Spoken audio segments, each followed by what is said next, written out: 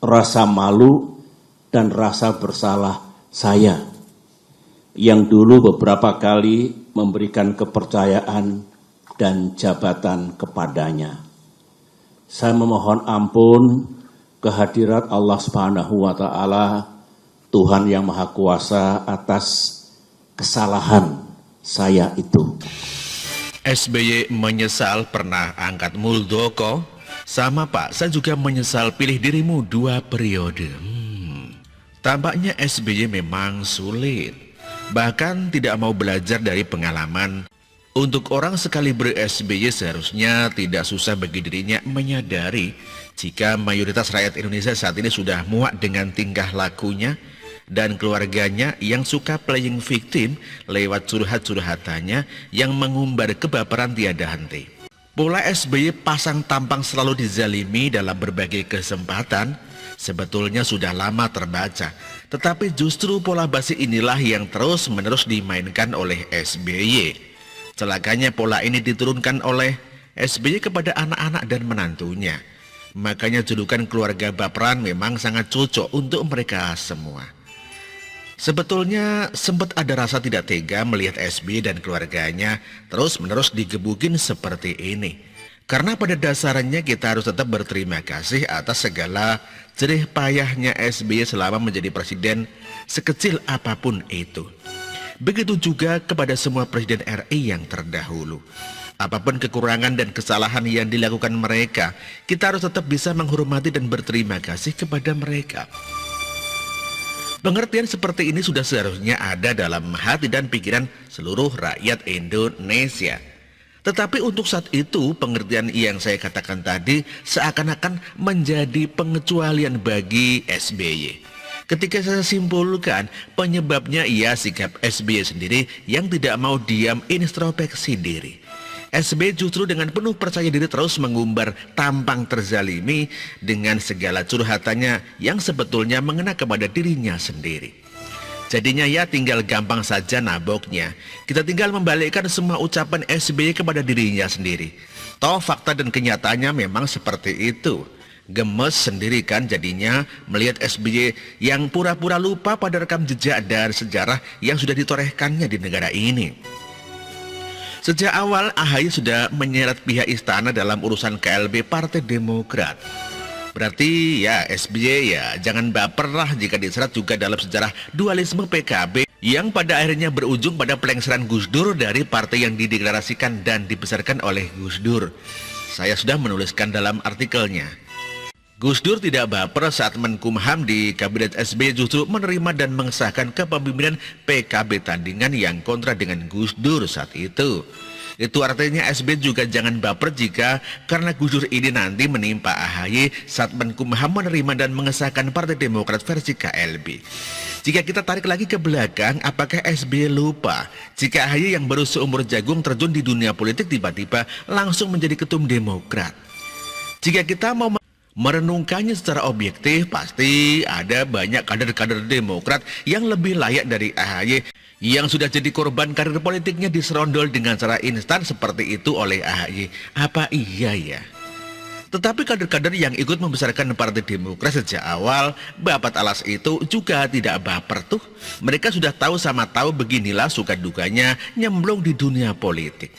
Lalu sekarang atas dasar apa SBY harus baper saat melihat AHY mengalami kejadian yang sama seperti yang sudah dialami oleh politikus-politikus lainnya? Curang kan jadinya? Dan yang terbaru SBY lagi-lagi mengeluarkan jurus baper. SBY curhat menyesali keputusannya di masa lalu, yakni mengangkat Muldoko sebagai Panglima TNI ketika ia menjabat presiden. SBY juga mengatakan jika tindakan Muldoko itu merupakan perbuatan kepemimpinan yang tidak terpuji dan jauh dari sikap kesatria yang hanya mendatangkan rasa malu bagi perwira dan prajurit yang pernah bertugas di jajaran TNI. Termasuk rasa malu dan rasa bersalah saya yang dulu beberapa kali memberikan kepercayaan dan jabatan kepadanya. Saya memohon ampun kehadirat Allah Subhanahu wa Ta'ala, Tuhan Maha Kuasa, atas kesalahan saya ini. Demikian kata SBY. Kan ini lucu jadinya. Jujur saya tidak habis pikir dengan kenekatan SBY yang nantang minta ditabokin netizen seperti ini. Sebab membalikkan ucapan SBY memang sangat mudah. SBY sekarang sok baper menyesal telah mengangkat Muldoko sebagai Panglima TNI. SBY menganggap Muldoko mendongkel Partai Demokrat, padahal SBY juga bukan pendiri Partai Demokrat loh. Sementara Gus Dur yang pendiri saja tidak baper melihat PKB didongkel Muhaimin keponakannya sendiri di zaman pemerintahan SBY. Di sisi lain, rekam jejak sejarah menunjukkan jika dulu SBY menelikung Presiden Megawati yang sudah mengangkat SBY menjadi Menko Polhukam. Nah loh, saya nanya sendiri kan jadinya menuduh orang lain tega padahal dirinya duluan yang tega. Masa sikap prajurit TNI seperti ini Pak? Ya malu-maluin dong. Jadi jika SBY menyesal telah mengangkat Muldoko, Megawati juga bisa mengatakan hal yang sama menyesal telah mengangkat SBY. Saya pun menjadi tergelitik mengatakan hal yang sama juga. Sebagaimana SBY menyesal telah mengangkat Muldoko sebagai Panglima TNI, saya juga menyesal telah memilih SBY sebagai Presiden RI 2 periode. 10 tahun masa penuh pencitraan gali lubang tutup lubang, meninggalkan kemangkraan dan banyak kasus korupsi. Akhirnya saya bisa mengambil kesimpulan, lupa asal-usul, tidak ingat pada sejarah masa lalu plus hobi baper playing victim itu sama sekali tidak ada bagus-bagusnya. Saya saja tidak suka, apalagi Tuhan. Artikel ini ditulis oleh Jemima Mulyan dari Terima Kasih.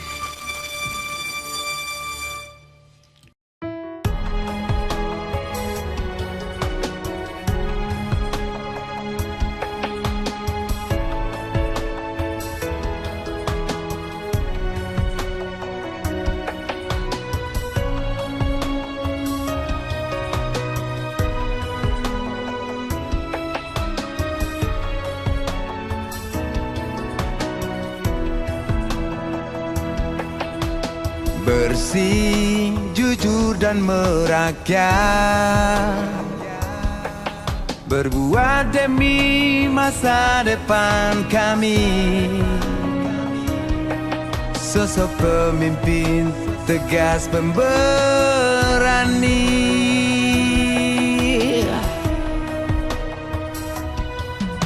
kamu tidak tergantikan, terbukti baktimu untuk negara Indonesia Timur bersuara.